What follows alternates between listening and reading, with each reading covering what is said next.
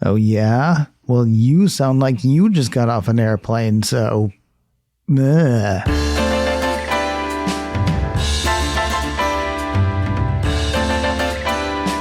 This is macOS Ken. Apple sues OpenAI. I write a smartphone story blindfolded. And public testers, it is blankOS 27 time. Also, it is Tuesday, the 14th of July, 2026. I'm Ken Ray, and this is news from macOS Ken, brought to you by yours truly and sponsored by OneSkin, a new standard for your skin. Try it now with 15% off using code macOSKen at oneskin.co/macOSKen. This show is also sponsored by Clean My Mac, keeping Macs running smoothly since 2008. Keeping them running smoothly, not fixing them when they get borked. This is what Clean My Mac does for your Mac. Make sure your Mac is optimized for whatever you need, whenever you need it. Clean My Mac stays on top of the duplicate files, the installation remnants, basic maintenance tasks to keep your Mac running its best. That way, when you've got work, when you're gaming, when inspiration strikes, your Mac is ready for it, because it stays ready. Clean My Mac works to keep your Mac ready and working its best. Get tidy today. Try 7 days free and use my code macOSKen20 for 20% off at clnmy.com/macOSKen. Make macOS Ken all caps in both places. That way they know where you heard about it and you get the discount. Try 7 days free and use my code macOSKen20 for 20% off at clnmy.com/macOSKen. Again, macOS Ken is all caps, both places.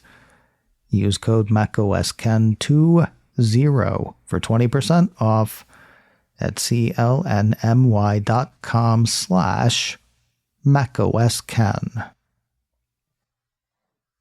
So last Friday, while I was learning how to give new life to my old Mac and learning to make art with my iPad at Macstock 10, Apple was starting another headline-grabbing battle, this time with OpenAI. The accusations are huge. A piece from CNBC had Apple alleging trade secret theft, saying OpenAI took Apple's intellectual property in order to develop its own consumer hardware. Okay, that actually doesn't sound that huge, but the ways OpenAI is said to have done that do sound brazen. Among them, Apple says former Apple VP and current OpenAI Chief Hardware Officer Tong Tan directed Cupertino team members looking to make the move to share Apple secrets as part of the interviewing process, according to the report. According to Apple's filing, Ton has directed current Apple employees to bring actual parts from Apple to their interviews for show and tell sessions, in which Ton and his team at OpenAI can elicit still more Apple confidential information. To ears used to hearing things outside of Silicon Valley, that sounds kind of damning. Not so, according to a piece from the Wall Street Journal. That says people familiar with the tech hiring process indicate that bringing parts to an engineering interview isn't unusual.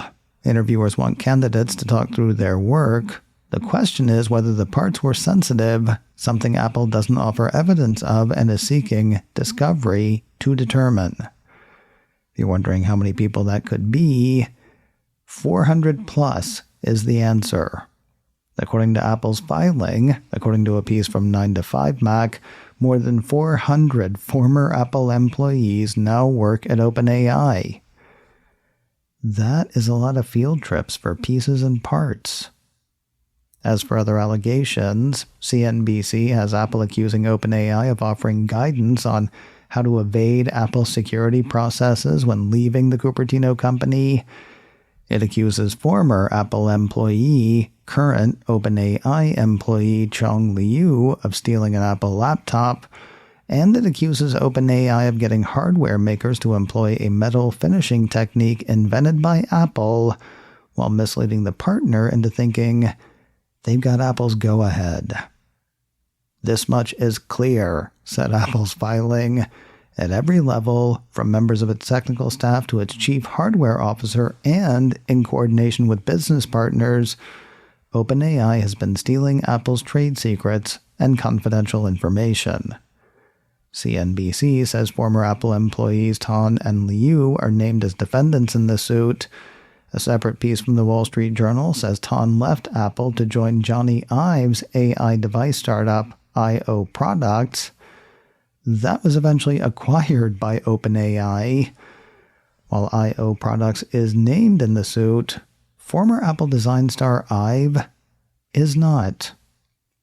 Offering a big nuh-uh on all the accusations is OpenAI. The Journal had a spokesperson for the AI giant saying, "We have no interest in other companies' trade secrets. We remain focused on building innovative technology that empowers people everywhere." Speaking of lawsuits, remember when I said that Apple and Epic Games were asking for permission to pause their suit with the court of Judge Yvonne Gonzalez-Rogers while the companies wait for the U.S. Supreme Court to hear an appeal on a contempt ruling?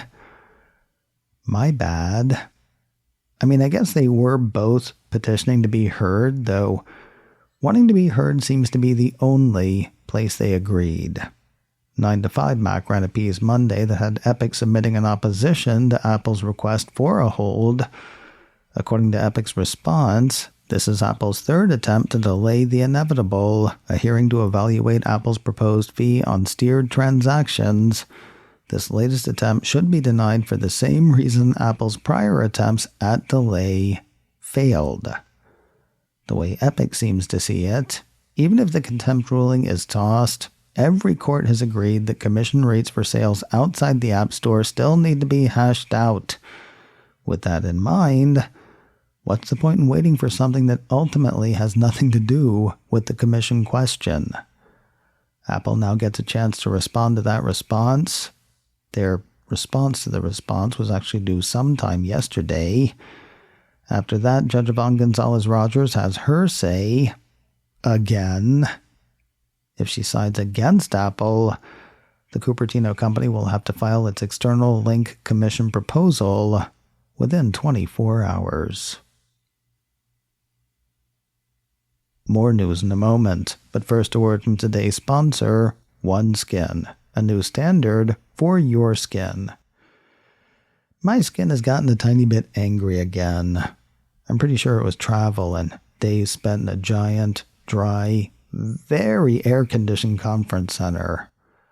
I'm looking forward to getting back to my usual routine, including morning and evening applications of OneSkin's OS 1 Face. It's an essential moisturizer and part of their bestseller pack. Not only have I seen fewer issues with dry, flaky skin, I have felt a difference. My skin feels softer. OneSkin is built around their patented OS 1 peptide, which targets cells that drive wrinkles, fine lines, and loss of elasticity. It's not just me saying that. With over 10,000 five-star reviews, OneSkin's results are also backed by 4 peer-reviewed clinical studies.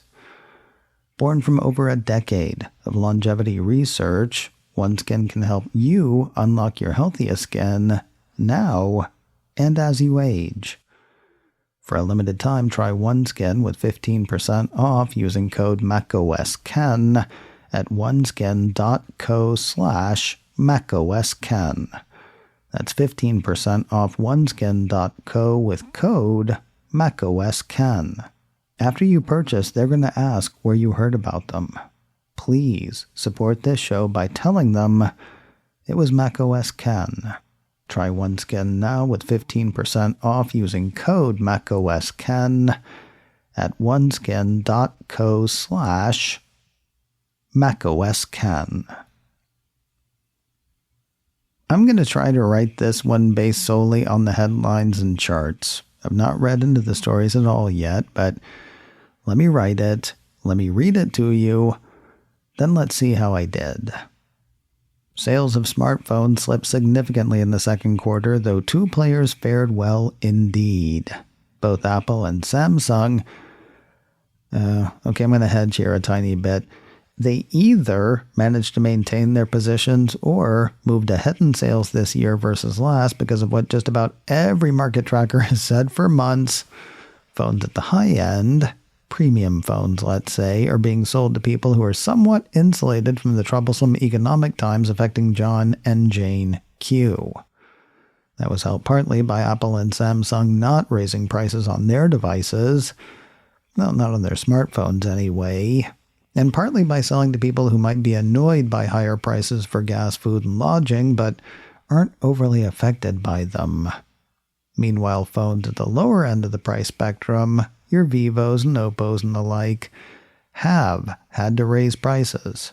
That's turned off buyers both annoyed and affected by higher prices for just about everything out there, including consumer electronics. As for what's ahead, more of the same. Ish. Apple and Samsung may raise prices, though again, they'll be aided by their well-heeled clientele.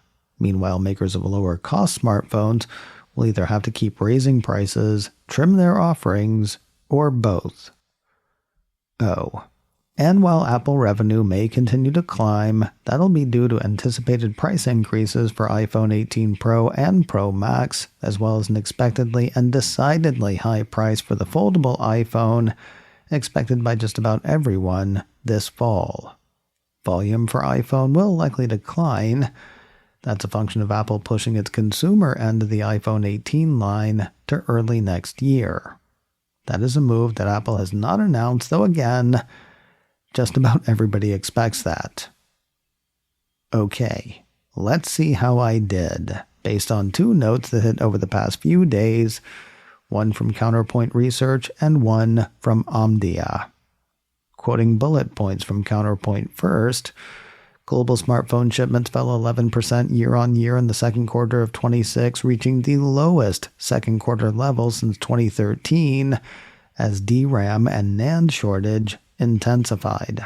Samsung reclaimed the global leadership position with a 24% market share, recording the strongest year-on-year growth among the top 5 brands, as pricing and competitive dynamics in certain regions worked in its favor. Apple's shipments grew 3% year-on-year in the second quarter of 26, with its second quarter shipment share reaching 20% for the first time, supported by strong demand for its premium iPhone lineup. Xiaomi, Oppo, and Vivo recorded the steepest declines among the top 5 OEMs, as their wider exposure to memory-sensitive entry and mid-tier price bands weighed on volumes, and the outlook for the rest of 2026 remains challenging. Gotta say, I feel good about how I did without peaking, though I might have messed up a bit on Samsung. They were said to be supported in India and the Middle East by fewer price hikes, according to the firm. Half a point off for me. I thought they hadn't raised prices at all. Turns out they raised some. Counterpoint went on to say Samsung's vertical integration, expanded AI portfolio, and refreshed product lineup helped sustain growth despite weaker demand in the entry and mid-range segments. As for Apple, Counterpoint points out that it was the only big smartphone maker to not raise smartphone prices. There was weakness where there was weakness. A soft 6/18 shopping season in China slowed momentum, as did soft demand for legacy iPhones. As for the lower-priced smartphones, Xiaomi streamlined its portfolio, so half a point for me. As for the road ahead, Counterpoint thinks global smartphone shipments will decline by roughly 14% for 2026, with the global memory shortage expected to persist in 2027. They are likely to trim low-margin models. As for the high end, Counterpoint says premiumization is expected to hold up relatively well throughout the remainder of the year, supported by financing, ecosystem loyalty, and AI-led retail experiences. However, overall demand recovery is unlikely until memory supply conditions improve substantially. I'm going to call that one a push. Moving to the other market tracker, while Counterpoint and Omdia agree thematically, they disagree on specifics. Counterpoint says global smartphones were down 11%, while Omdia says they were only down 4%. Counterpoint had Samsung with a 24% global market share, followed by Apple's 20%. Omdia agrees on second place Apple's 20%, though that firm gives first place Samsung a slightly smaller 22% share. There's a reason I did themes as opposed to hard numbers. Discounting the actual digits, the two firms were in agreement, and I think I hit their points for the most part. I might try writing all of my stories without reading anything. Public testing people, time to see what of your current hardware Apple's next operating systems will break. The first public betas of blankOS 27 have been seeded to Apple's testing program. Pieces from 9 to 5 Mac had the Cupertino company letting fly with iOS, iPadOS, macOS 27 Golden Gate, watchOS, tvOS, and version 27 of the firmware for HomePod. I'll try to do a bit on hot newness later this week. Public testers, you know what to do. People who want to be part of the digital fun can find out more at beta.apple.com. Despite the headlong rush into public betas for blankOS 27, care is still being taken on Apple's current operating systems. To that end, Apple on Monday seeded the fifth round of blankOS 26.6 beta builds to members of its developer community. That's iOS, iPadOS, macOS Tahoe, watchOS, tvOS, and visionOS 26.6 for those of you keeping meticulous score at home. No new features expected for any of them. Nothing major anyway. Bringing news of the betas, Mac Rumors expects the updates will center themselves on performance improvement and bug fixes. A significant number of security fixes seems somewhere between possible and probable as well. And finally today, remember last week when Apple seeded exceedingly rare fourth release candidates for macOS Sonoma 14.8.8 and Sequoia 15.7.8? And I said fifth RCs for the two could only be thought of as exceptionally rare. Welcome to the exceptionally rare. A piece from 9 to 5 Mac says it has happened again. The exceptionally rare fifth RCs hit with as little information as the past four. Apple has yet to provide any details on what's included in the systems, according to the piece, beyond the usual notes of important security fixes and recommending the updates for all users.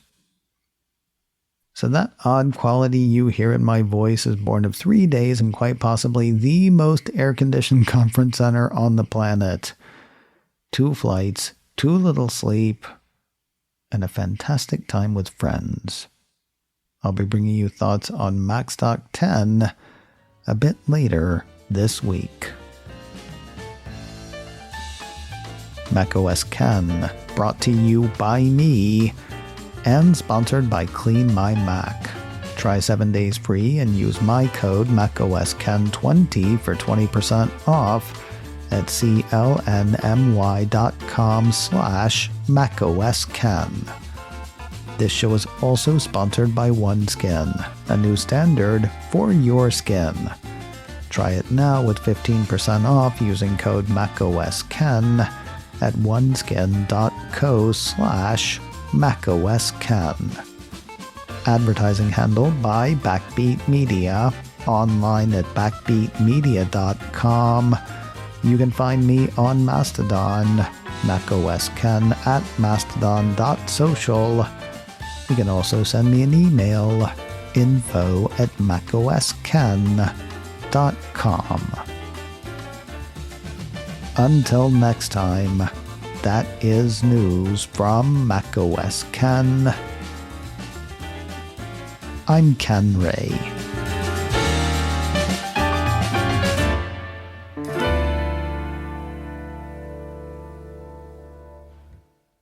Ciao.